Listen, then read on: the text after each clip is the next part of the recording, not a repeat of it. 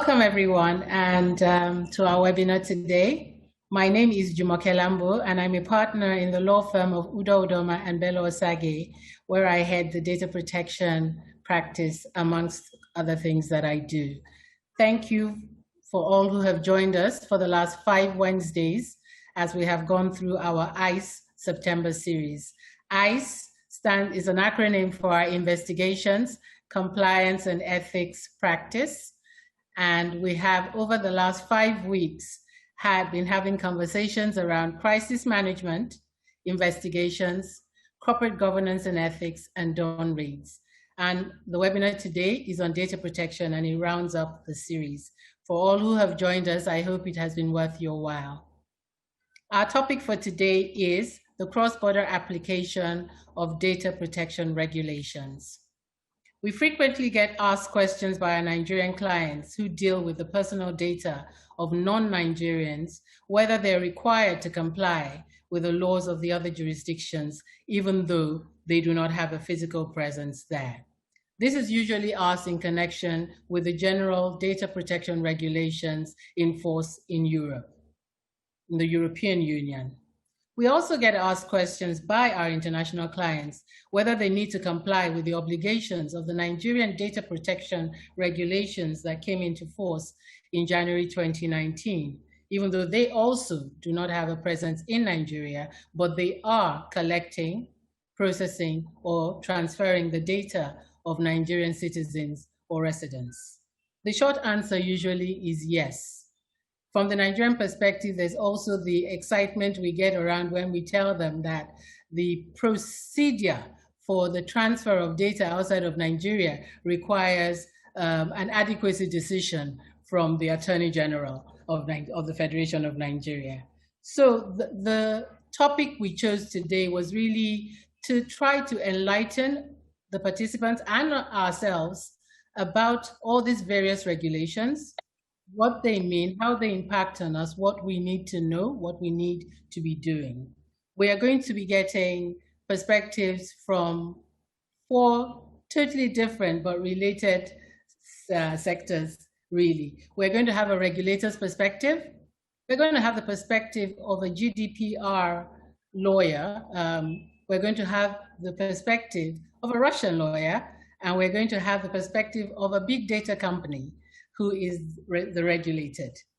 So we are poised for a very interesting session this afternoon, and we hope you will join us. The need for companies and organizations who collect, process, store, or transfer the data of persons from other jurisdictions to be aware of the obligations imposed by the data protection and privacy laws of these different jurisdictions cannot be overemphasized. Increasingly, companies are finding it imperative to retain law firms who provide data protection advice to enable them to navigate this ever-changing terrain and remain compliant. This is one of the services that the UUBO data protection practice provides and is able to provide to clients. Being a member of Lex Mundi and our alliance with Bowman, the South African law firm, it gives us access to the information from across the world, literally at the touch of a button that we are able to use when we are advising our clients. UUBO is also a NITDA licensed data protection compliance organization, which allows us to assist companies and organizations who are subject to the NDPR to comply with their obligations thereunder. In terms of the webinar today, what is going to happen is it's a conversation. So our panelists are going to share with us their different perspectives, and we will then, after that conversation, try to situate what we have heard, what we have learned, by going through a case study where we try to address a number of the issues that we face and that our clients face. And at the end of that, we will have a question and answer session, and our panelists will then sign us out with ICE tips, which we hope will be things we can fall back on in the days to come, in the months to come, in the years to come.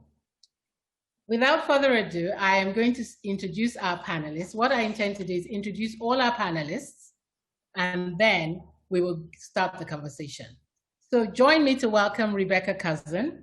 Rebecca Cousin is a partner in Slaughter and May's corporate and commercial group, and she co-heads the global data privacy practice. She's also a member of the firm's cyber advisory unit. Rebecca is based in their London office.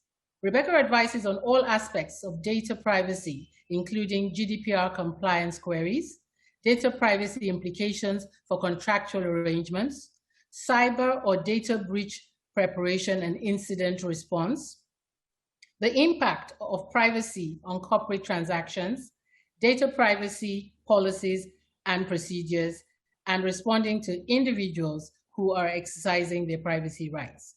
In addition to her wide portfolio in the firm, Rebecca sits on the UK Information Commissioner's Office Legal Reference Panel, which is a forum of a handful of law firms that meet regularly with the ICO, the UK regulator, and the UK Department for Digital, Culture, Media and Sport to discuss various topics. She is also Vice Chair of the City of London's Law Society's Data Committee. Welcome, Rebecca. Also join me to welcome Olufemi Daniel. Olufemi Daniel is a friend of the firm, and he's a lawyer with a huge passion for technology, data privacy, startups, open banking, and innovative regulations. Femi is currently working with the National Information Technology Development Agency, the body that issued the Nigerian Data Protection Regulations, which is currently in force and is possibly, in fact, it is the most comprehensive regulation we have on data protection in Nigeria at the moment. Olufemi at the NIDDA leads the Regulations Monitoring and Compliance team, and he's a desk officer for the NDPR. He is the Vice Chair of the African Union-hosted Working Group on Data Harmonization and Localization. Femi is a keen writer and has authored 2 books, Witty Sayings and Quotes of Nigerian Judges, and Introduction to Computer Law in Nigeria. He recently co-authored Data Protection in Nigeria with the current Director General of the NIDDA, Mr. Kashifu Inua Abdullahi, together with Ms. Aisatu Sila of Hogan Lovells International. Prior to joining NIDDA, Femi was in-house counsel at System Specs, who we all know in Nigeria as the owners of the Remitter payment platform. Welcome, Olufemi. Also join me to welcome Elena Agaiva. Elena heads the M&A and corporate practice at the St. Petersburg's office of Egorov, Pujinsky, and Afanasayev and Partners. This is the largest law firm in Russia and is a member of the Lexmondi Group. Elena provides legal support across a broad range of data protection issues and corporate employment law matters. She has vast experience in advising international and national companies on the application of Russian personal data laws, helping to structure international and external processes involving personal data, including intra-group data transfer processes and transfers to third parties, amongst other related issues. Elena is a member of the newly established working group on personal data at the Federal Service for Supervision of Communications, Information Technologies, and Mass Communications of Russia. He is acknowledged to be one of the leading Russian lawyers in corporate law, according to authoritative international rankings, such as Chambers Europe, the Legal 500, IFLR 1000, and Best Lawyers. Welcome, Elena. And last but not the least, please join me to welcome Peter Fletcher. Peter Fletcher has worked as Google's Global Privacy Counsel since 2006. Based in Europe, Peter is Google's longest-serving privacy leader. He counsels Google's teams on how to design privacy-sensitive and legally compliant products. And we know about that. We've done worked on a few of those products. Peter has designed many of Google's privacy compliance programs. He has met with thousands of privacy officials and leaders worldwide. Peter has managed scores of regulatory actions around the world and appeared before some of the world's highest courts. Prior to joining Google, Peter worked for 10 years at Microsoft as Europe, Middle East, and Africa privacy leader and Director of Regulatory Compliance. Peter is a graduate of Harvard College and Harvard Law School. He is an elite swimmer. Now, that's what I'm going to be talking to Peter about on this conversation this afternoon. Now, we're going to go straight into the conversation so that we can get the most of what our panel have to share with us today. So join me as we welcome Rebecca. Rebecca is going to be sharing with us how the GDPR applies to non-European Union businesses. We will also be talking about the gray areas of the regulation and try to clarify some of the confusion around the regulation. Welcome, Rebecca. Thank you. So, as many of you will know, the EU General Data Protection Regulation came into place just over 2 years ago now, and it brought some significant changes. And the one that got the headlines was really the extraterritorial scope, coupled with the big increase in fines being 4% of annual worldwide turnover. So that certainly meant that companies outside of the EU have paid a lot more attention to this regulation than they might otherwise have done. So that brought within its scope a lot more companies than was previously the position. And so it's key for businesses, wherever in the world they may be, to understand when the GDPR applies, when it doesn't, and also some of those grey areas as well, so you understand where there is some ambiguity, which sometimes can be helpful. And this obviously needs to be kept under review because businesses evolve, their products evolve, their processes evolve, and so it's not a one-time assessment that needs to be done. It is something that needs to be built in for your ongoing new business processes. So I'm going to talk you through the questions that you need to consider when deciding whether the GDPR applies or not, and give you some pointers to these difficult questions and how we go about answering them. So the first one that we mentioned, which was mentioned already slightly, was about whether you have an establishment in the EU. Now, obviously, if you do have an establishment in the EU, then that establishment is going to be subject to the GDPR, and we don't even need to think about the extraterritorial provisions. But the reason I mention this one as a starting point is we've seen lots of companies who haven't realised that they have an establishment in the EU, predominantly because it's such a low threshold. So people think maybe it means a company, maybe it means a branch, when in reality, it could just be one person. So that could just be one member of a sales team, of a marketing team, who is on the ground somewhere in the EU. So as long as that's with sufficient permanence and sort of with sufficient authority, that could amount to an establishment for GDPR purposes. What that then means is that the GDPR applies not to the whole of your organisation, but to the personal data that is processed in the context of that particular establishment. Now, that's rather easier said than applied in practice in our experience, because if it's not a subsidiary, if it's just a person or a small team, what is the data that is processed in the context of that establishment? If you take my example of a sales team, for instance, you would conclude that the CRM system that they maybe input their customer data into and they extract data from, they're using that in the context of what they are doing, what their activities are, whilst if it is data that is only used by another part of the business, it wouldn't be. So it's really important to ask this question first because it is so often overlooked. It is, however, important to remember that just because you might have appointed a processor in the EU, so another organisation such as a cloud provider who acts upon your instructions in processing the data, they don't amount to being an establishment on your behalf. So it's not an issue to appoint a processor in the EU. That doesn't bring you within the realms of it. But let's assume you have absolutely nobody on the ground in the EU. So then you need to think about whether you're offering goods or services to individuals in the EU. And when I say individuals, I really do mean individuals. This is one of those grey areas, but where market practice has come down very clearly. So the way the language is drafted, there was a concern as to whether this could also apply where you're offering goods or services to corporates, to other businesses. But the conclusion reached by the market is that no, that is not the case.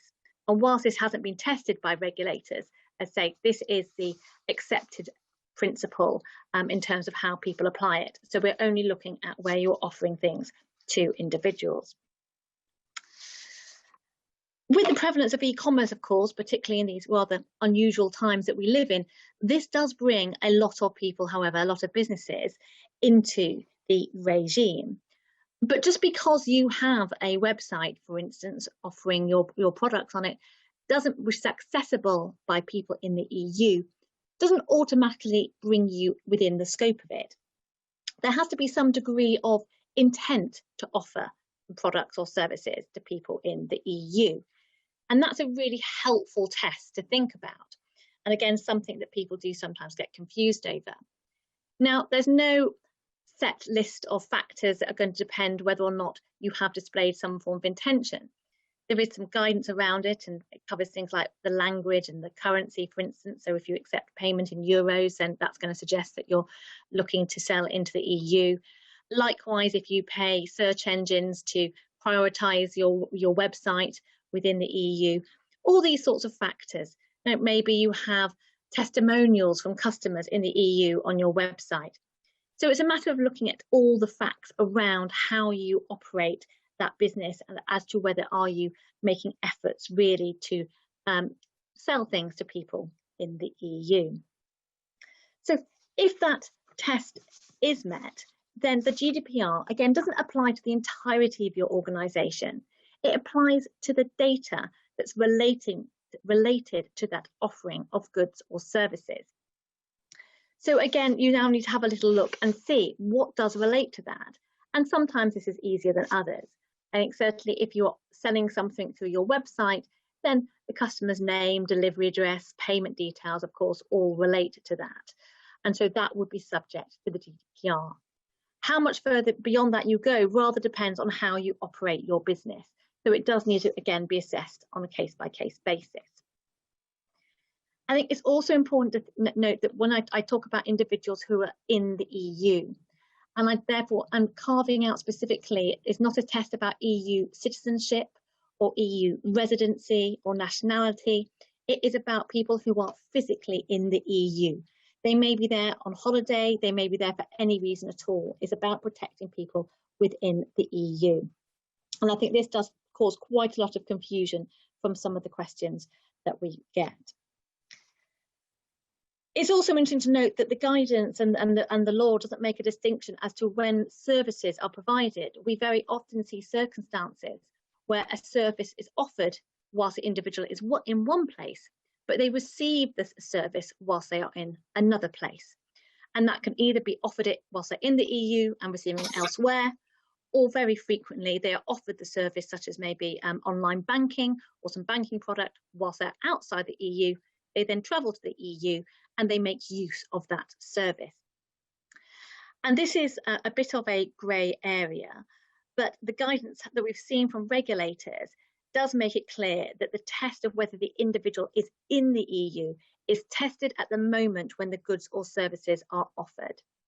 So this seems to us to back what our view was, which is if you offer a service to someone when they are in Nigeria or America or Russia, but they travel to the EU and then have the benefit of it there, you're not then getting caught by the GDPR. And I think that can only be fair. After all, you're not in control of where your customers travel to and make use of your services from. So I think that was a helpful clarification from the regulators. It doesn't, however, come to an end when thinking about goods or services. The GDPR also has a second test that could apply in parallel, which is whether you monitor the behaviour of individuals in the EU. So again, it's individuals, not companies, and again, it's in the EU as opposed to nationality or the like. Some monitoring is clearly in scope. So if you've got personal data being captured through cookies, or you're doing some form of location tracking. Other types of monitoring is less clear because the way the legislation is drafted suggests in one place it is all about online tracking, whilst on the actual wording of the provision it's not limited to that. So there's a definite grey area here that has to be considered in terms of what it is that you're doing. It's also worth, I think, noting that we have a separate parallel electronic marketing regime in the EU. So whilst everybody focuses on the GDPR, that's not the only legislation people refer to. Now, the current legislation does not have extraterritorial effect. So if you are using personal data to send emails, marketing emails to people in the EU, yes, you had to comply with the GDPR, but for the moment, and I mean for the moment, you don't have to comply with the separate electronic marketing rules. These are, however, being reviewed. It's somewhat overdue. Trying to get it agreed by all the EU member states is taking some time. But what is clear is the new rules will have extraterritorial effect. So these are new rules that will start to apply at some time in the future. My best guess is we'll have the legislation next year, and then there'll be maybe a 6-month grace period. So something just to keep an eye on. And I should very briefly mention Brexit, because I can never do any talk without mentioning Brexit. So the UK has left the EU. The transition period finishes at the end of this year. At that point in time, the UK will effectively have the UK GDPR. We're pretty much copying it out and having the same in the UK as will be in the rest of the EU. So good news in terms of consistent laws where you're offering goods or services into the UK and other EU member states. However, they will both have extraterritorial effect, so you will be subject potentially to both. And obviously they could diverge over time. And there are some other practical implications, such as needing EU representatives in each, for instance. So in conclusion, I would say it's really important to consider the application of the GDPR and indeed the UK GDPR next year when you're doing anything with individuals in the EU or the UK. So you can work out what the implications of that are. But don't be scared of it. It is a principles-based regime, and it isn't necessarily as extensive as you may think.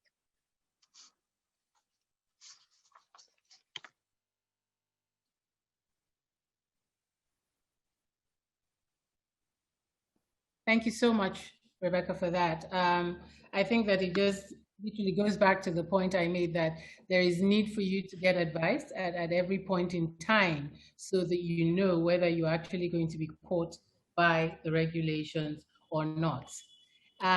It gives me great pleasure to invite the regulator on the panel to share with us the perspective from Nigeria on the extraterritorial reach of the NDPR.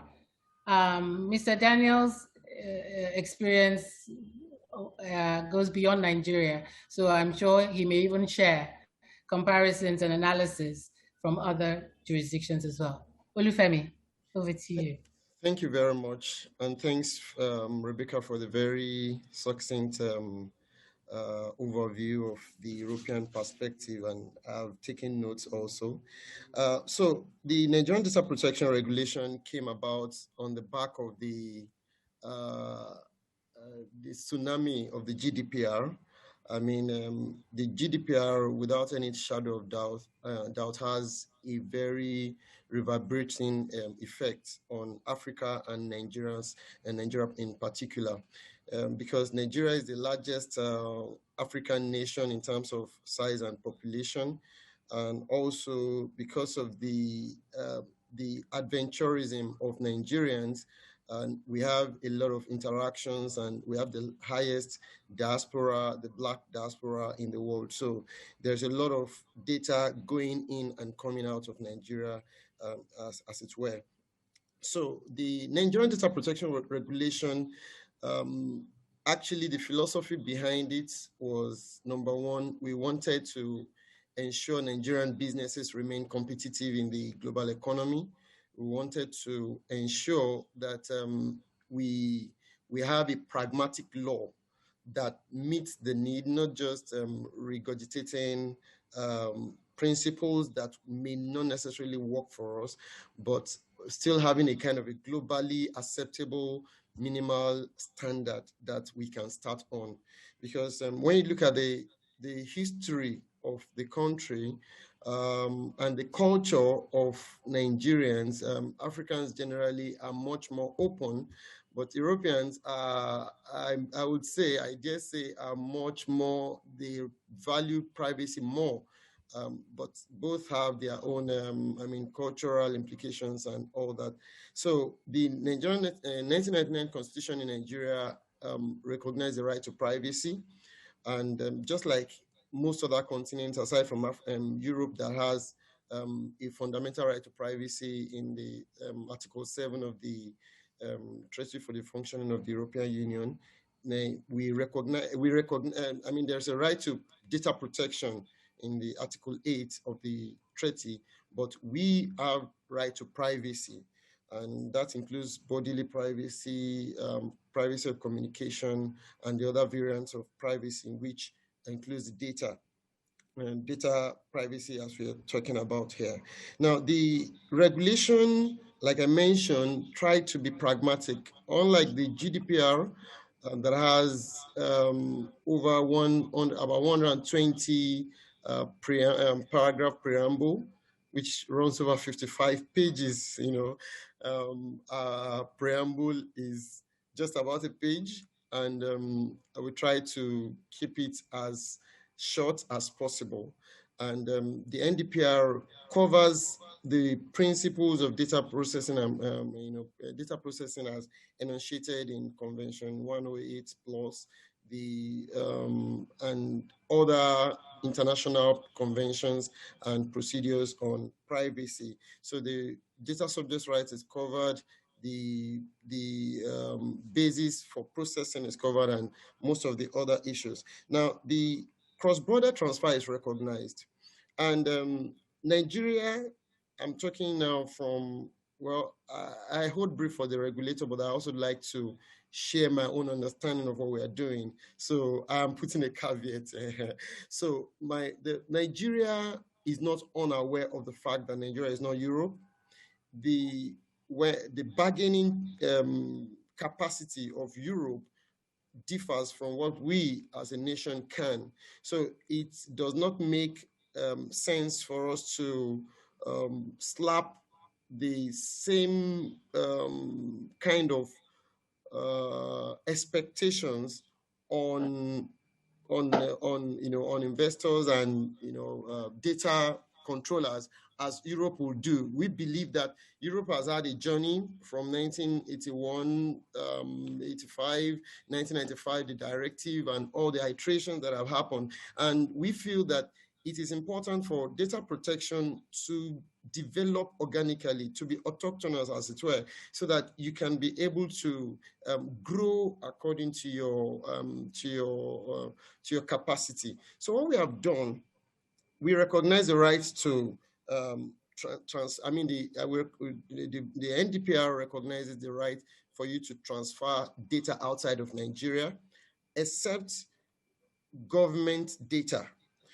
We have the guidelines on local content implement in the ICT.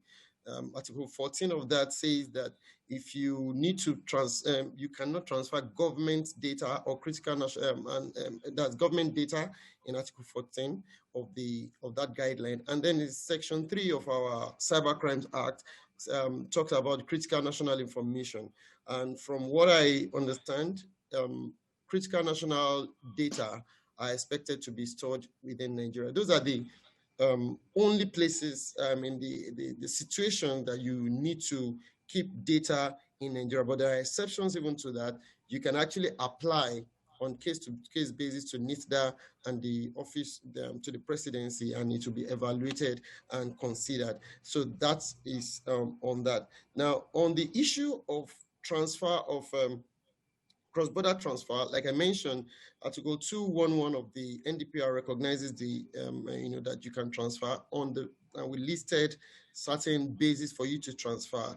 Number one, there must be a stated legal basis for the transfer to be done. Number two, if there is no, except for security and some other peculiar issues, we always expect, in addition to whatever basis, that the data subject should be informed, of that transfer taking place. So, for example, even if you are using legal obligation, it is important for you as a data controller to still to still sensitize, notify the data subject that it will be transferred to a kind of to outside Nigeria.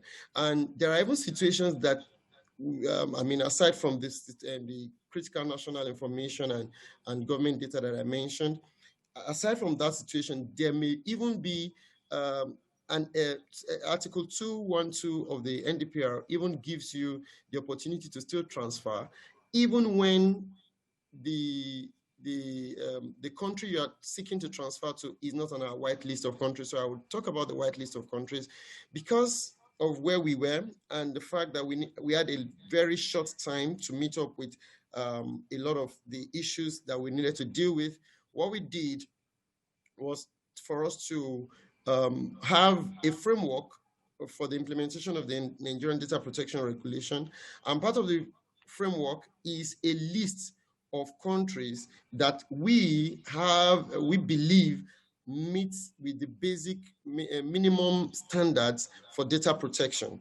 And that includes most of the countries that Nigerians want to transfer data to. Now, whether that standard for our selection is as high as the expectation in Shrem's case 2 or 1, I would say those considerations were not particularly hard.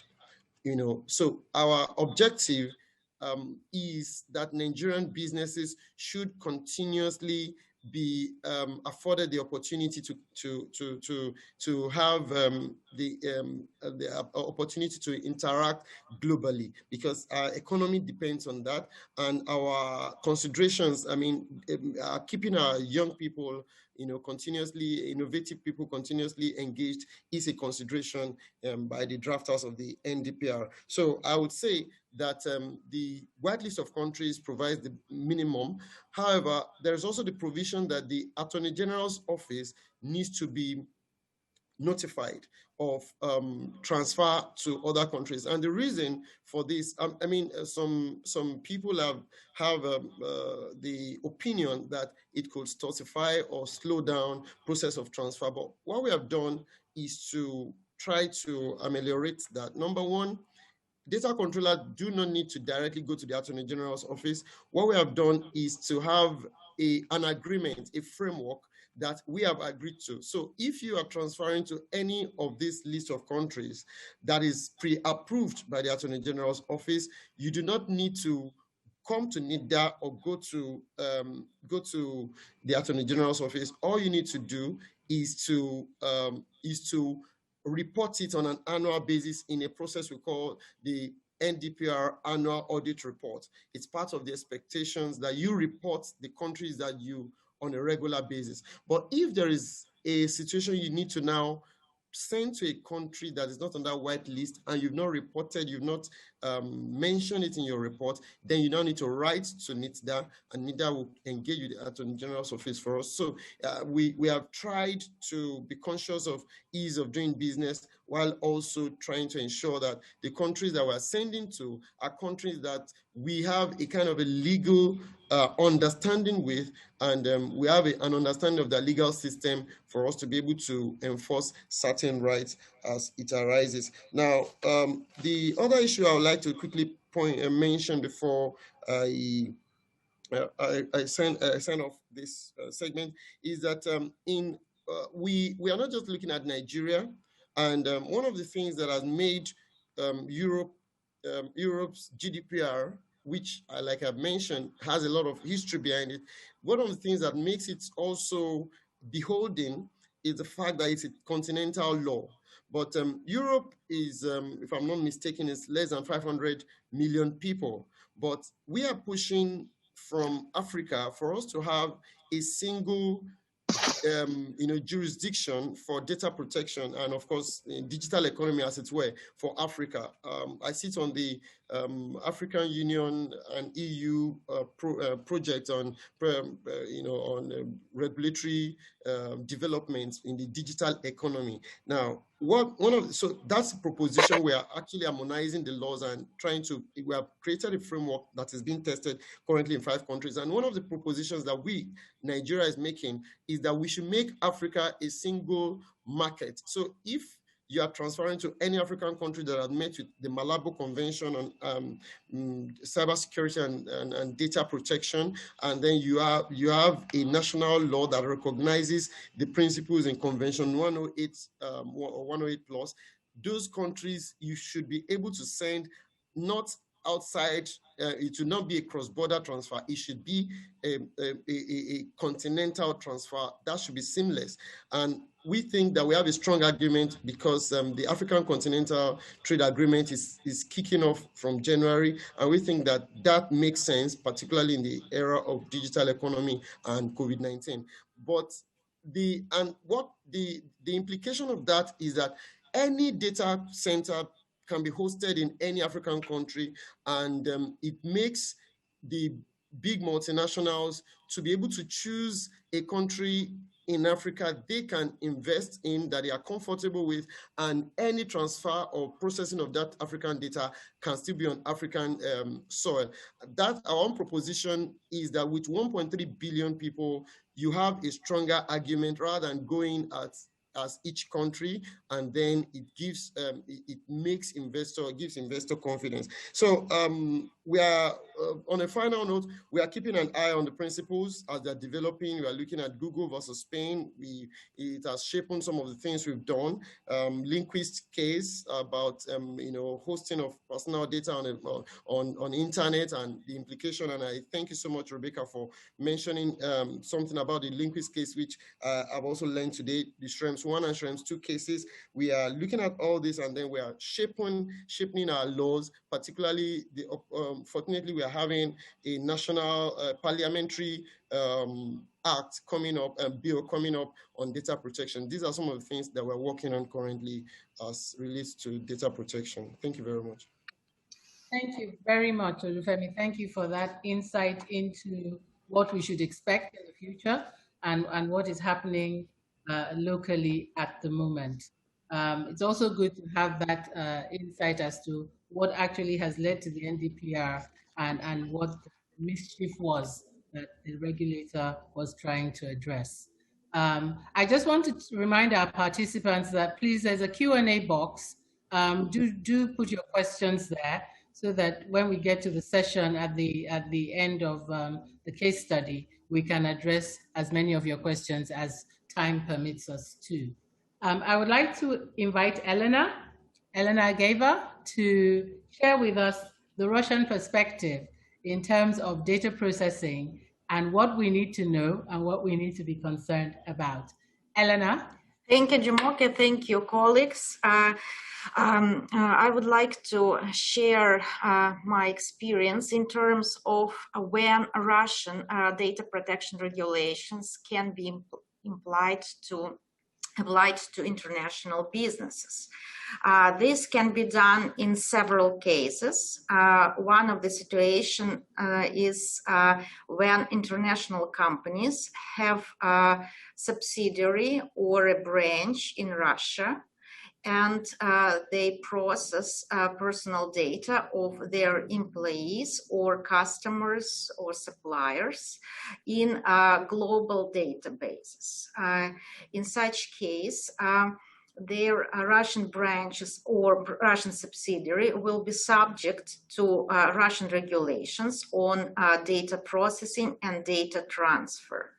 And in practice, we experience when not all companies, not all international companies obtain required consents from Russian citizens whose data are transferred to such global HR or customer or supplier database, and not always other requirements to data transfer are observed.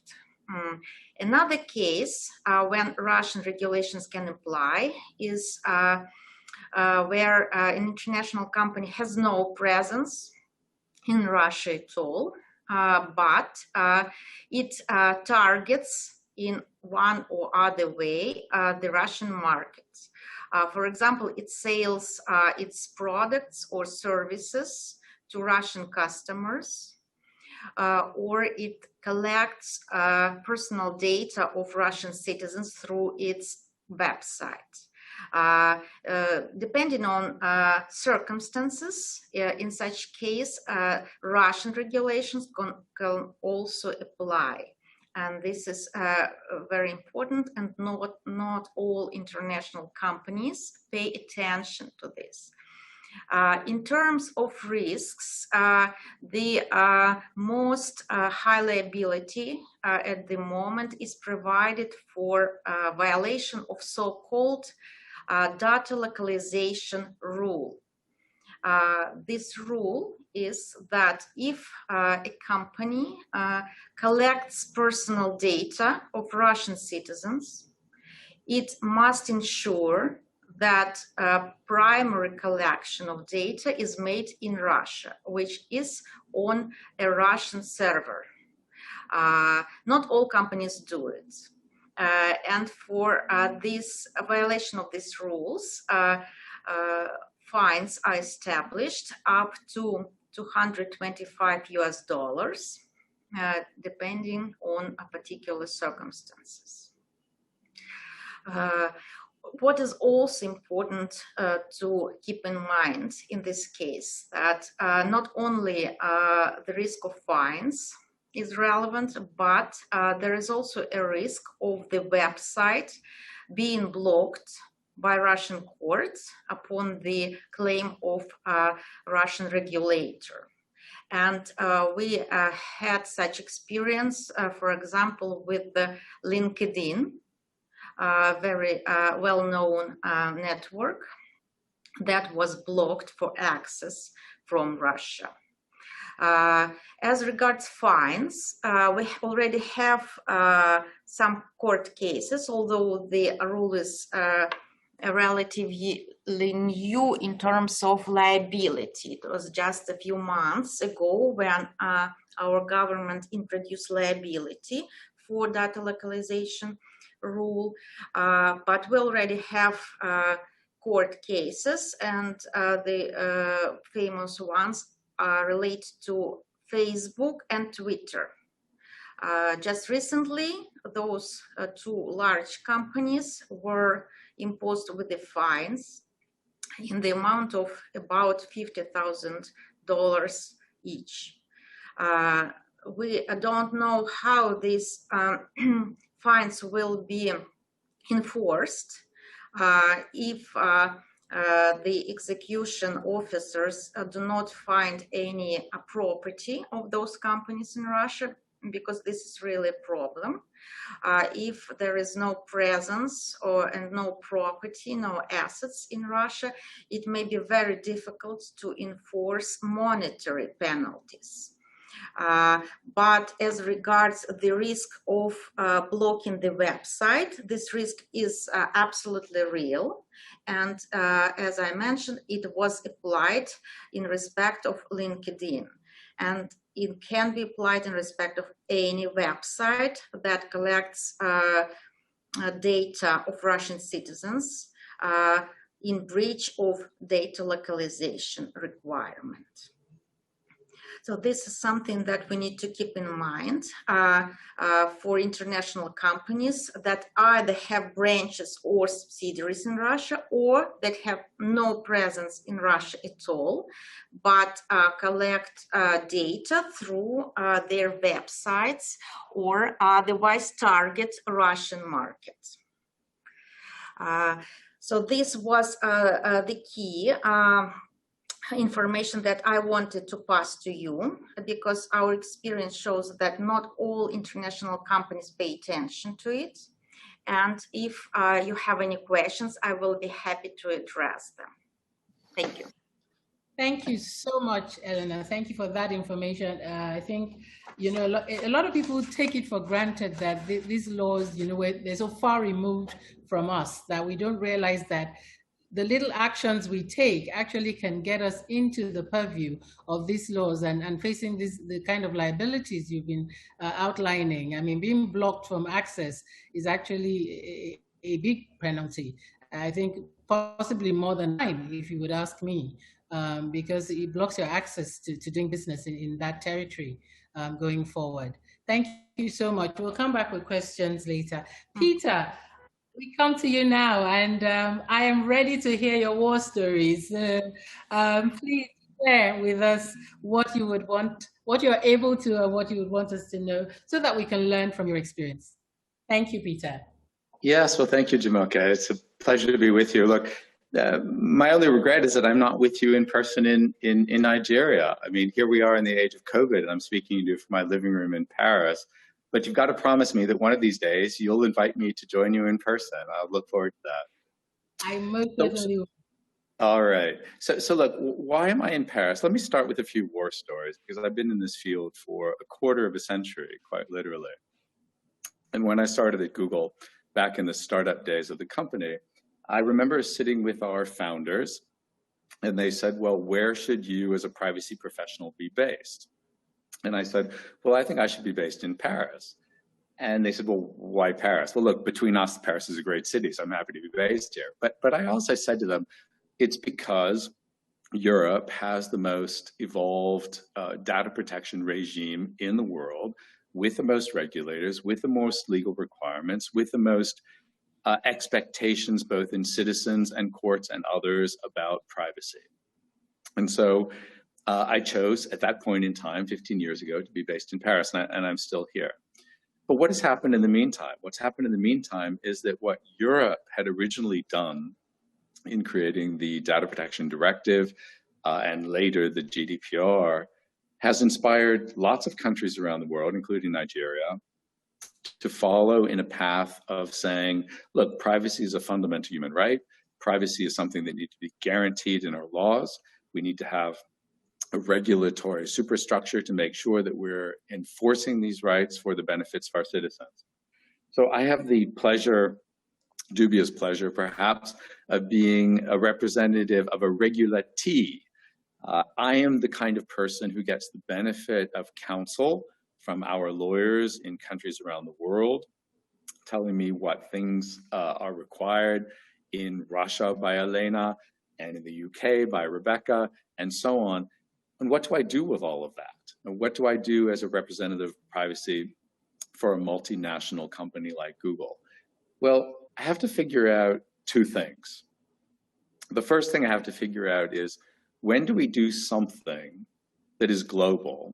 And when do we do something that is uniquely local? And that might seem really simple, but I think that's actually one of the hardest parts of my job.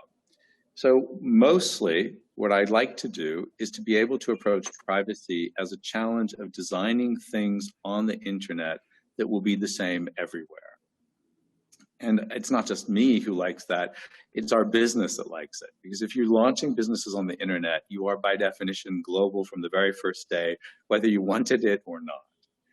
And it's a lot easier to devise one service on the internet rather than, let's say, 180 different flavors of a service on the internet for 180 different countries and 180 different legal regimes around the world.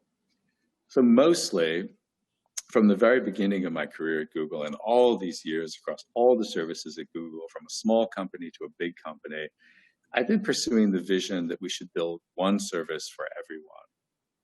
So when I looked at the GDPR, for example, the general approach was not to say, what do we need to do under the GDPR to comply with the laws in Europe?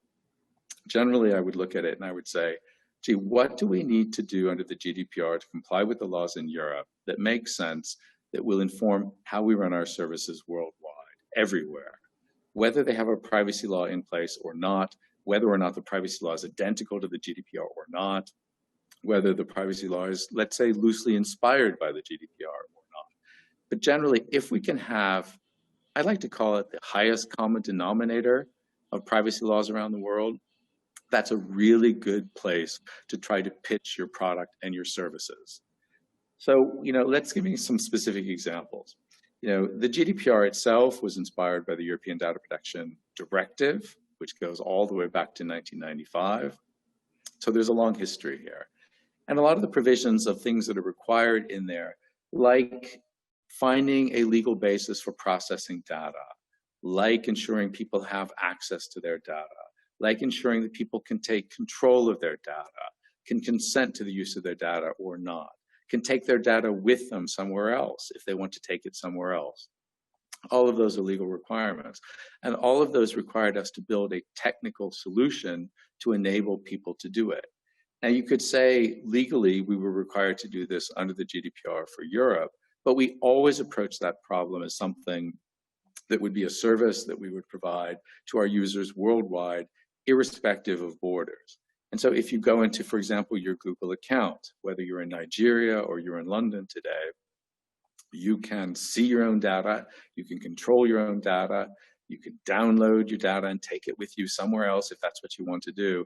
Those things may have been inspired by the GDPR, but at the end of the day, they're available to our users worldwide.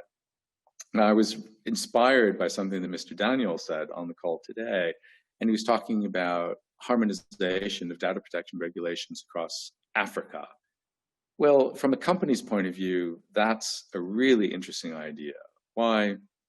Again, if you're a multinational company, it's just very hard to imagine that you could build dozens and dozens of different versions of your services to comply with the laws that are different in dozens and dozens of countries.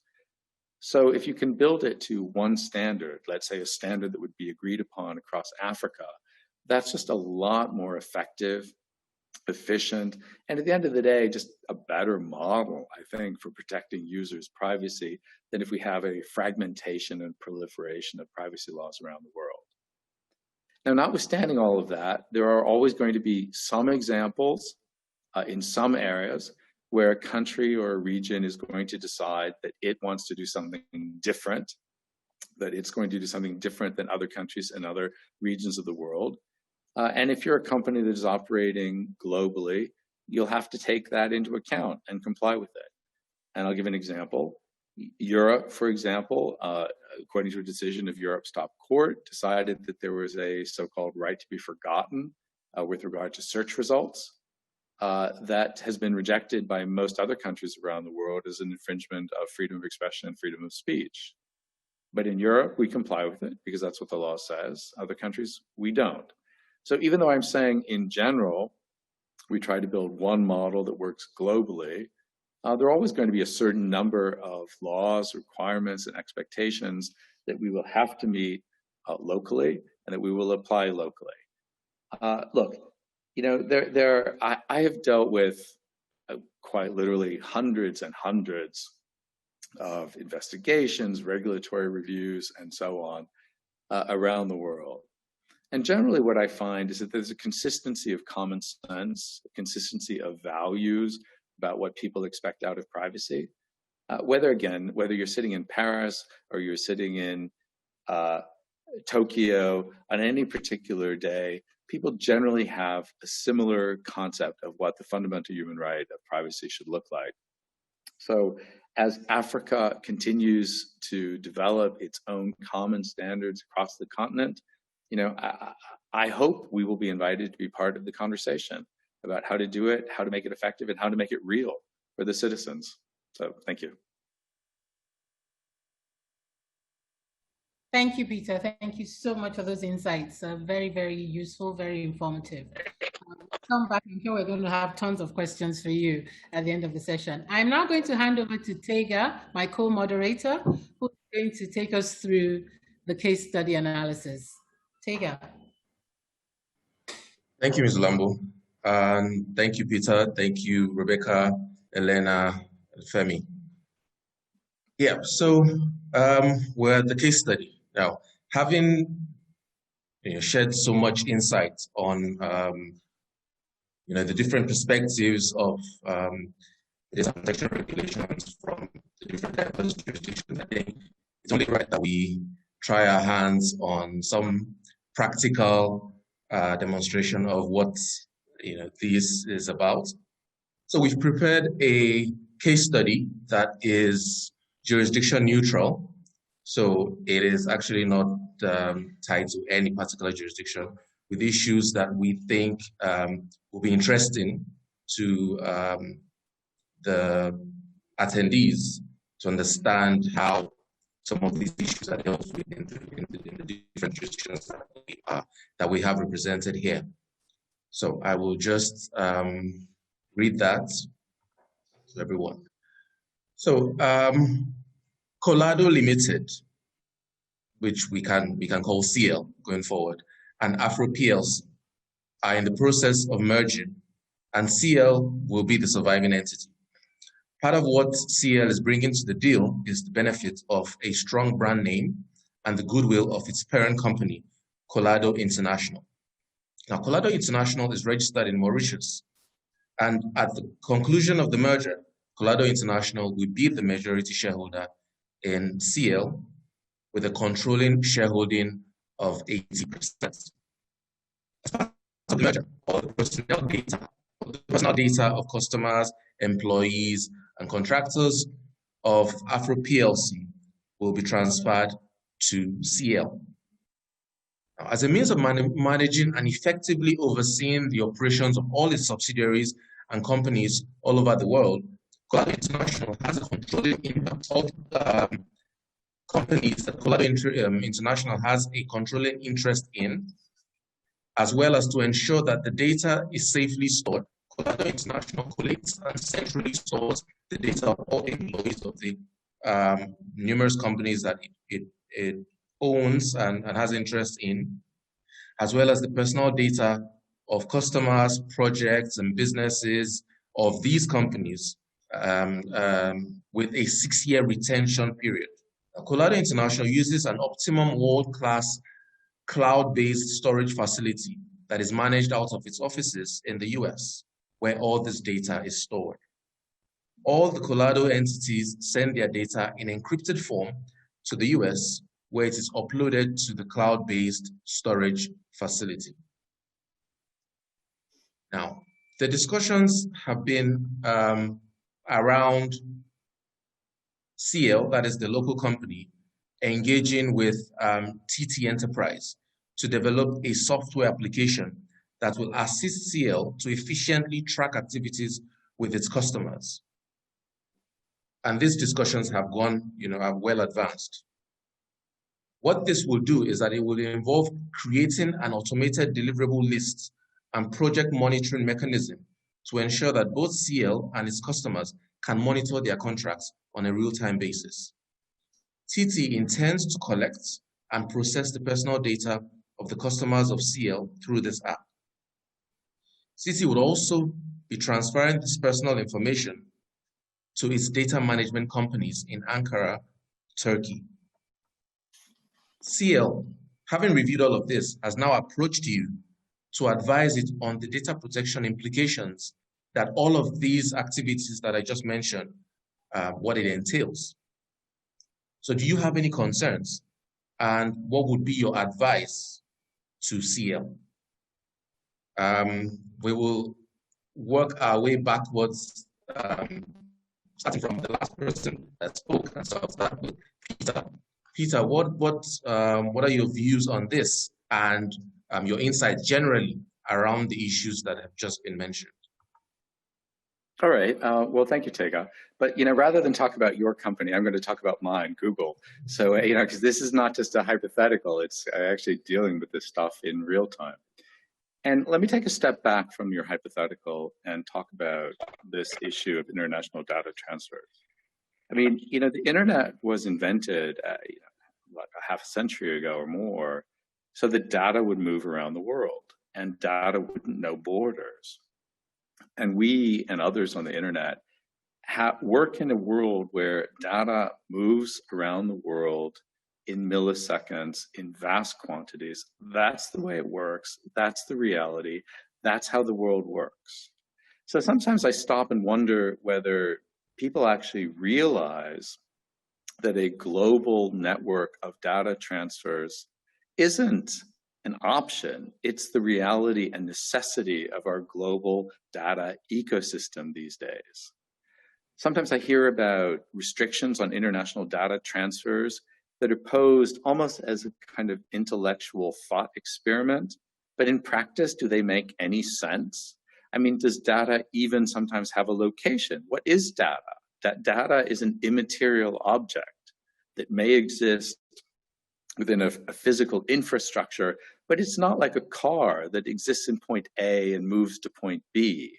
I mean, it exists within a network of electronic signals in an international data network structure. So that's just the reality of it. And data will move and has to move and will always move. So from my point of view as a privacy professional working for Google and a company, I have to find solutions to this. I can't say that data can no longer be transferred from point A to point B. That's just not an option. We have to find ways to ensure that data continues to be part of the global economy.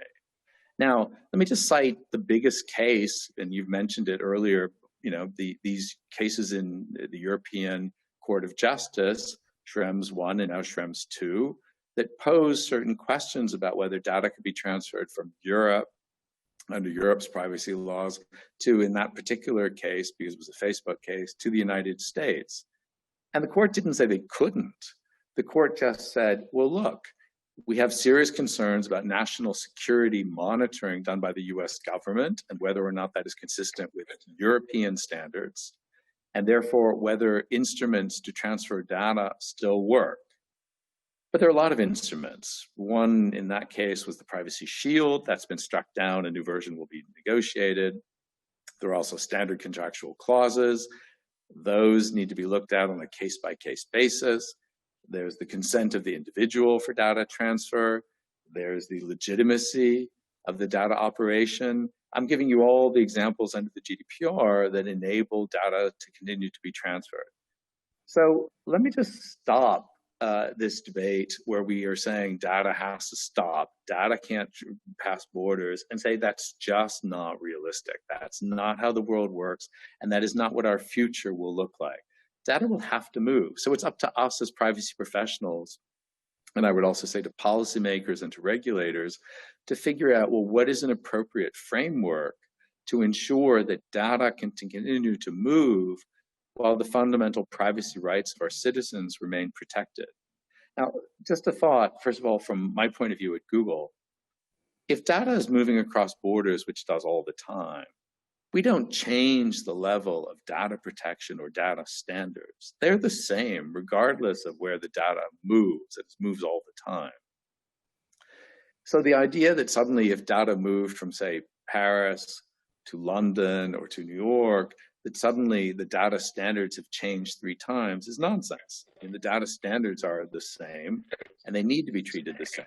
Now, all of that might seem like a philosophical or a policy answer to the problem, but it is, and we need to start with that.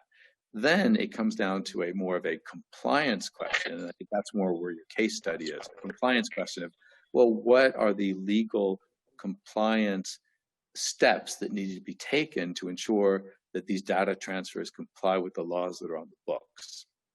And that's where I would encourage people to be very creative in using the available mechanisms under the laws. And those mechanisms are far broader than I think people sometimes take advantage of. They are, as I say, contractual necessity, legitimacy of the processing, consent of the data subject. There are any number of different mechanisms that depend on what data we're talking about, in what context, in what contractual structure, in what corporate relationship that may be appropriate. But I think the answer will almost never be, or never should be, gee, the data needs to be isolated in a kind of imprisonment within some particular borders. That just doesn't work. That's never been how the world works, and that's certainly not how the future is going to work. Thanks, Peter. Spoken well from the position of a controller and processor. So, Elena, what are your thoughts on the case study? Yes, thank you. Actually, Peter's talk has raised some new thoughts because we really cannot stop transfer of data when this is live. We need to adjust to it. And I wanted to comment that from Russian perspective, it can be quite burdensome to comply with requirements for data transfer, because as a rule you need to obtain consents from all data subjects, which can be quite burdensome. And also you need to have as a rule a data processing agreement between the companies. The problem is that in Russia, in terms of data regulations, we do not recognize a group of companies. Regulator looks at each entity as a separate operator. And as a rule, even if you transfer data within your group of companies, you need to obtain consents from data subjects, for example, employees, if you transfer the data to a global HR database. And from regulator standpoint, you also have to have a written agreement between the transferring entity, the controller, and the receiving entity, the processor. Another issue in Russia is that when the data controller transfers personal data to data processor, data controller remains responsible and liable for the actions of data processor. This is important to understand. So if something happens, the regulator will come to the data controller, to the company who transferred the data. So I think that from business perspective, we should work on development of regulations, easing the procedures of transfer of data within the group of companies, because it is absolutely what the business needs, and it has real valid grounds. Of course, we understand the regulator's approach as well as more conservative and aimed at protection of interests of data subject, but we need to find a balance here. And while protecting interests of people, we should also think about interests of businesses. So my idea would be that we need to find such a balance, and we are working on that. For example, I'm working at the Regulators Council of Experts to help to find this balance between interests of individuals and the needs of the businesses. As regards your particular case study, there would be several layers. I will briefly comment. The first level is transfer of data from a PLC to CL during merger, and in such case, most likely no consent or no agreement would be required, because one entity is merged into another entity, and from Russian perspective, all rights and regulations would pass to the surviving entity. As regards to other layers, such as transfer of data upwards to Kalada International, or transfer of data to TT Enterprise for processing, or to their management companies. In such case, as a rule, you would require to obtain consents of data subjects, and you would also be required to ensure a written data processing agreement between the companies. Thank you. Thank you, Elena. Interesting perspective, and it's actually raised a few questions that I would like to ask, but I know that we will get to the Q&A section soon. So now I would like to invite Rebecca to share her views from a GDPR perspective and a practical perspective as well in England, in the UK rather. Rebecca? Thank you. Yeah, I think the first thing, the very topical thing which Peter has already mentioned is the international transfers. And this is something that we are getting a lot of questions on. We always have done, but now more than ever, given the Schrems decision that Peter mentioned. For those of you who don't know, that has caused quite a lot of practical problems. I agree with Peter in terms of trying to work out where your data is and where it goes. It's not always straightforward But that is what the regulation as we have currently requires us to do. And when that leaves the EU, we have to put something in place. And the standard contractual clauses for most commercial transactions are our go-to mechanism. So it was with great relief that the court upheld them. That was a great positive. But it has certainly come at a cost, given the obligations that have been very clearly laid out for both parties to that transfer to ensure they can actually comply with them. I think it's fair to say that in practice, what normally happens is we fill in the names of the parties in these standard contractual clauses. No one reads them. They get signed, generally get signed. Sometimes people forget to sign them, but generally they get signed and put in a drawer and everyone forgets about them. And the court was very clear that that's just not acceptable. You have to make sure that they can be complied with and you have to comply with them in practice. And so what we're seeing people now having to start doing is to not only understand their data flows, but also now to understand the regime that the data is going to. And that puts a massive obligation on companies, and particularly if you think about the small and medium-sized companies as to how they are supposed to comply with that. And I think in this case study, there's a number of transfers going around, and depending on which jurisdictions we're talking about here, that could be quite a compliance burden for those companies to try to work out whether or not it is permitted or not. The US obviously is the one that the Schrems decision has focused on, but it has much more wide-ranging impact than that. And we are therefore seeing companies having to start to do diligence on the regime that they are sending the data to. And the court said that if that doesn't come out in the right place, you need to think about additional safeguards. So we'd have to build in additional safeguards potentially into some of these contractual arrangements, these transfers, but we don't yet know what those extra safeguards are.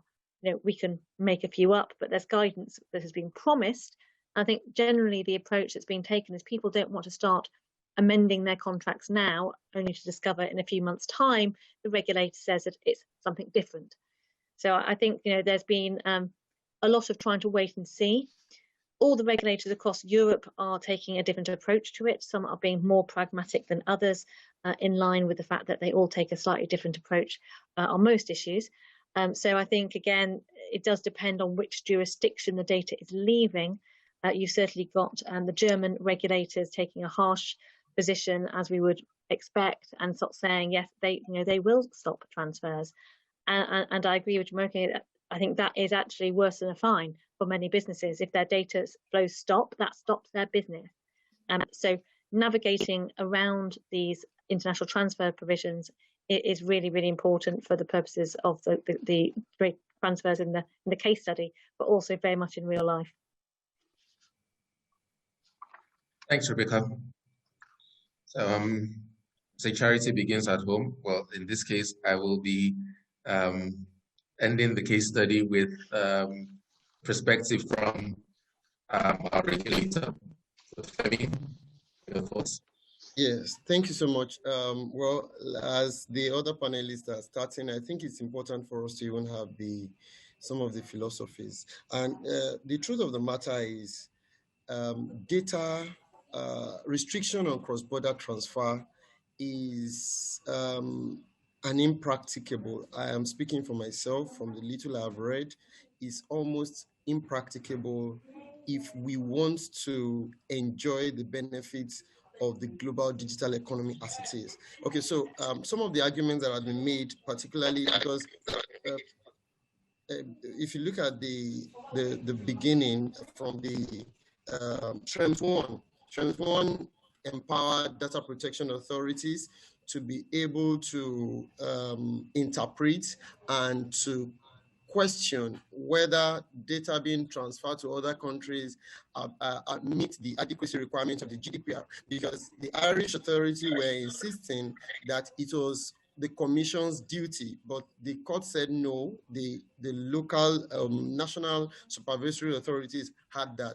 Then Schrems 2 now comes up, and of course Schrems 2 now comes up saying that beyond that, the transfer, particular to the US in this instance, because of the regulations and laws of US on government interference in how data is being processed, it didn't meet the adequacy position or decision. So the point of the matter is the issues about privacy transfer and data privacy and transfer of data cross-border is just one out of the many global issues that needs to be addressed holistically. But because this issue is related to data privacy and protection, I would try to just restrict myself to that. So what I see, I can speak from Nigerian perspective, and I mentioned some of the things that we are trying to see to move forward. And I think it's important for us to understand that every country, just like you have first world, second world, or third world country, how and different kinds of economy. There are economies. There are countries. The way I see the world is more in terms of data protection and this issue we are discussing it. There are some who are very who are focused on the business. Countries like the US, because they have most of the data controllers, they need the data, and they created the internet, like Peter mentioned, to be a global playground. That is one perspective. The other perspective is, let us keep all the data within our country. Let us have control over it. That is security. The countries that are more security conscious, the national security and sovereignty and all that. And then there is the third leg, that is dignity and privacy, fixated, and that's where you have countries like Europe and those that follow. For Africa, it would be foolhardy to align with one particular school of thought in this instance. So you cannot say all I want to do is to protect my data because of national because of security of my citizens' information. If you protect that and then you cut your citizens from the opportunities of the global economy, it's going to hurt you. Now, if you tilt towards let's open everything up, it's also going to hurt us because the infrastructure to keep that data readily with us, and also the issue of business. So what we have done is to have a potpourri of philosophies to put this together. So having said that, on the issue of the case, the case as it were, I'll just quickly want to address a few points. Now, when automated processing is one of the few, I think the only legal basis that must be done based on consent. So if you want to process a person's data subject information, you want to do automated decision making, it must be on consent. It may be layered, but consent must be one of the legal basis to do that. Now, whether the consent of the data subject for a future event can be had. Now, what we understand and what the Nigerian data protection regulation says is every new processing activity must be consented, except you are able to envisage all the possible you have captured that, you would need to come back to the data get a new, and we have a live case. We actually had to investigate Truecaller, and we realized some of the provisions of its privacy policies were contrary to what to basic standards of data protection, and particularly Nigerian data protection. And we actually wrote to them, and I think we give it to them. They came back, tried to make some adjustments, and we've been going back and forth trying to just ensure that the service continues and privacy of individuals are protected. So in that sense, I would say that giving consent or collecting consent for a future event, except it is clearly spelled out at the beginning, may not be possible. So let me also quickly mention the issue of mergers and acquisition, like Elena mentioned. Mentioned the Russian perspective, and that actually also works in a Nigerian, because we follow the common law, and in the common law, when you acquire an entity, you acquire both the assets and liabilities. So the data that the buying entity has, it belongs to it, and it can be used. However, we have not made a decision, but what I see going forward is that there may be a kind of a guideline to say when you have acquired an entity, you need to now send an information to all the data subjects saying that we are now, this is the new position. So those who do not want to continue with you will be able to opt out at that point in time. Thank you very much. Thank you, Femi. Yes, I see that the questions are piling up, and with the limited time we have, I'll quickly jump into the Q&A, and I would ask Mrs. Lambo to step in here and take the questions. Mrs. Lambo. Thank you, Tega, and thank you everyone for those amazing insights. The case study is still live, so if there are any issues you still want to discuss, please let us know, and we will be happy to respond to you, at least from the Nigerian perspective. We have a lot of questions. I don't know that we'll be able to take all of them because of the time we have, but I will start. As you would imagine, based on our audience, being mainly Nigerian, most of our questions are to the Nigerian regulator. But I'm going to start with a question for Peter. And there's a question here that says, how often do you get cases on data protection? Have you experienced a lot of ambulance chases? Well, look, we are in the business of data at a large scale around the world with a lot of services that implicate personal data on a daily basis that touches a lot of human beings around the planet. So I don't need ambulance chasers. I have real cases every single day around the world. Don't ask me how many there are. I really have absolutely no idea. But it's probably safe to say more than any other company on the planet. I think that's probably true. And I would agree with you, Peter. I really would. We have a question here for Olufemi that says, and it's one that deals with enforcement at the end of the day. It says, how does the NITDA intend to deal with infractions of data protection regulations by entities that are not registered or based in Nigeria? That's a question that affects everyone. Olufemi, do we still have you with us? Okay. All right. So I was thinking that you could take two or three more questions, but let me quickly respond to this. So I'll be factual with you. This is, we're less than 2 years into the process. So one of the things we have thought about in this process is, number one, we have legal agreements with a couple of countries.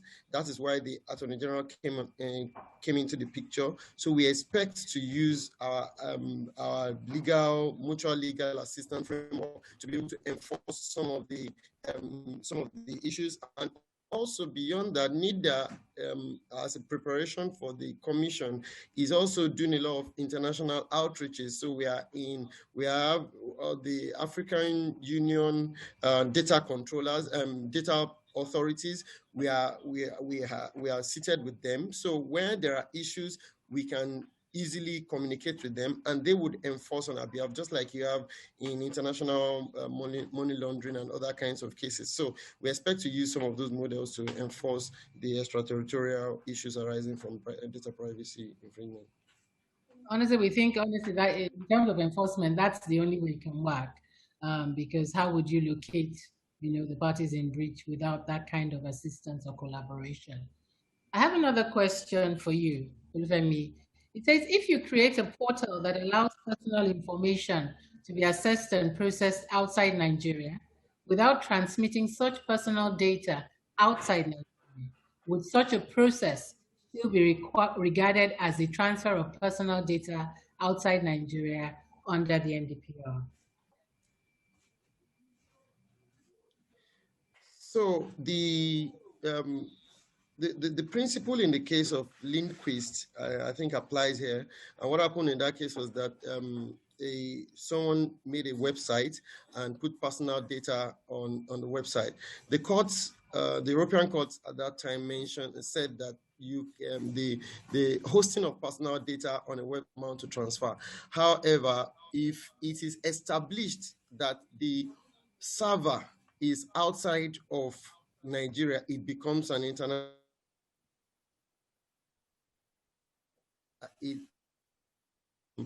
It's still a liquid issue, but the point of the hosting of personal information on a website does not amount to transfer, though the data protection still applies. But where you are sure that this is hosted outside of Nigeria, then it will become an international transfer. Thank you for that. Another question for you. In view of the fact that the Nigerian Data Protection Regulation does not provide any specific period for data retention, how many years would you advise is best practice for an organization to retain personal data of Nigerians? So what we have done, we have an implementation framework which I've published. So what we have done is to give a principle-based guidance for period of data retention, because there are considerations you need to make, whether there is a legal obligation for you to keep data for a certain number of years. For example, our central bank has issued guidelines to the banks for banking data to be kept for a certain number of years, about 6 years. Then if there is no legal obligation, there could be contractual obligation, which you as a business need to be able to specify. Look at it, maybe if you are running a website, you can say 3 years after the last active date can be a safe place, if you have stated it in your terms and conditions and your privacy policy, to say we are no longer going to store your data, probably because of storage considerations, cost, and all that. And also, if there is a consent or there is a request by the data subject, and that request is not by, by foreign, by national security or public health issues, that could also. So we intentionally did not provide that strict stipulation, because there are many factors to consider in dealing with the issue of storage period. Thank you. I have a question for Rebecca, and it says, thank you for your session. I think you addressed this, so I'm not even sure it's a question we should take. How does the GDPR apply to companies outside the EU? I think we dealt extensively with this. I don't know if you want to just do a quick recap. I suppose maybe the one thing I would just add is the fact that if it does apply to you, then it is all the provisions of the GDPR that apply to the particular data that is caught. The one additional provision that applies is that you are subject to a few exceptions, required to have a representative in the EU, so somebody for the authorities to liaise with. Thank you for that. Elena, I have a question for you, and it says, how does the Russian data protection regulation make provision for enforcement outside the jurisdiction? Thank you, Jumoke. This is a very good question. It depends on the actual circumstances. For example, if an international company has any assets in Russia, then such assets can be used to enforce the decision against the company. If the entity has no assets in Russia, then it is really a problem.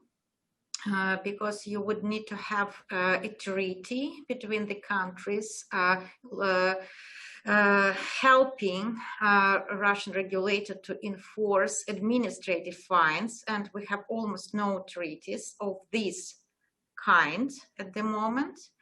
But if the data are collected through a website, as we discussed, one of the real remedies for the regulator is to have this website blocked for access from the territory of Russia. Thank you. I think in terms of time, we're not able to take any more questions. I really believe that we've addressed pretty much all of the questions here, because they were either addressed in the presentation or in the Q&A session, or while we were analyzing the case study. It leaves me with one more task, which is to thank all our panelists. Thank you so much, Rebecca. Thank you. You're an amazing woman. So I just thank you for what you've shared with us today, the insights you've provided. I hope it has brought clarity to a lot of doubts in terms of the extent and the scope and the reach of the GDPR. And hopefully people will have a lot of takeaways from this that they can implement and use in terms of ensuring that they're compliant. Elena, I thank you for the Russian perspective. I thank you also for your commitment and your interest, great interest to be part of this panel. It's been great fun getting to know you over the last couple of weeks, and thank you for your time today. And I hope we will stay in touch and continue to collaborate. Thank you. I am going to go to our regulator. Olufemi, thank you so much. I know how busy you are. I actually know how busy you are. So I know really what it has taken, both yourself and we also extend our thanks to the DG who has permitted you to be with us today. And do please extend our thanks to the DG as well. Thank you for your time today. Thank you for your insights. You have started conversations that I know are going to go on, both internally, and Peter has also offered to be a part of the Africa. We take it. We take it. Thank you, Peter. We take it. Right. You'll be calling on him to be a stakeholder. And I think pretty much everybody on this panel, including myself, would like to be part of that conversation and the discussions around that, so that what we end up with, if we do go the route of one body of law for Africa, which I greatly advocate, then it will be one that is absolutely useful to all stakeholders involved. That being said, I come to Peter. Thank you so much, Peter. Thank you for the time. Thank you for the insights you've shared. A lot of people don't understand the volume of work involved. I actually said to Peter that I thought that he had lost all his hair and would be stressed out because he would have been pulling them out because of all the various cases that come his way. But I see that he still has a head full of hair. So that means that he's doing something right in Google. So we thank you for your time. We thank you for being with us today, and hopefully conversations will continue. The whole aim of this webinar was to start the conversation and to show the different perspectives. And hopefully we'll keep it going until we get to a point where we also can celebrate Africa and our various jurisdictions for having a body of law that is comparable to the rest of the world in terms of data protection. So Rebecca, what are your last words for us? What are your ICE tips for us? I think I would say, from a privacy perspective, don't be scared of the GDPR. I think it does strike fear into lots of people, but it is a principles regime. And so, unless you're trying to do something which, people would feel very uncomfortable with, there's normally a way of doing it. So don't think of it as the GDPR will say no. It is a regime which you can work within. Thank you. Elena? Yes, thank you. I would continue the idea of Rebecca, and I would say do not be scared of local regulations. We adhere to the global principles. For example, in Russia, we are a member of the EU Convention for Data Protection, and basically we have very similar requirements and regulations. There is some specifics which needs to be taken into account, but still we are in line with the global trends. Thank you. Peter. My final thoughts are, when I think about privacy and when I think about data protection, I don't think about what are the legal requirements of Germany or France or the UK or the US or Nigeria. I think of what are the expectations of an individual human being with regards to his or her personal data. I mean, what do I, as a human being, expect when I share my personal data with a company or with a government or someone else?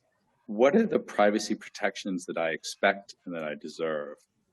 And so to me, at the end of the day, privacy is the ultimate global principle, and I hear the conversation, the sophistication, the wisdom of the way it's being discussed in Nigeria today and around the world is consistent with my philosophy that at the end of the day, it's not the variations of national jurisdiction or national laws from country to country that really matter. What really matters is coming up with a framework with the fundamental expectations of privacy protected for every human being on the planet. Thank you. Very, very important takeaway there. And finally, Olufemi. So thank you so much. Well, my thoughts from a regulator's perspective, speaking for Nigeria, is that Nigeria is open for business. What we are doing is to make our businesses thrive. And we are personally committed at NIDA to help people comply. And that is why the models we have put in place, licensing, data protection compliance organizations, and all that is part of our way of helping compliance. Our approach is more of compliance rather than punitive sanctions. And also speaking to people like Google, Rebecca, Helena, I think Nigeria is a country you need to consider in terms of agility of our regulatory model and working with you to ensure your goals in Africa. We are doing quite a lot, and I'll be happy to share our performance reports that will be launching next week. I mean, I think we have your consent since you are not nodding negatively. So I'll be sharing with UUBO, and then we'll be sharing with you. You need to read our reports and see what we are doing, and then we can take the conversations further from here. Thank you so much for having me on this panel. Thank you so much. And my final thank you is to our participants. Thank you so much for taking time out to be with us throughout the webinar series. We have just one more class, that's a master class for regulators. We had one yesterday, and we will continue next week on the 6th of October. If you're a regulator on this call and you are not registered to attend, please do join us. It was a very informative session yesterday, and I know that you would enjoy the next one on the 6th of October. Thank you all so very much. Thank you, Tega, and thank you to our panelists. Thank you very much. Thank you for joining us, and have a good afternoon. Thank you so much. Bye.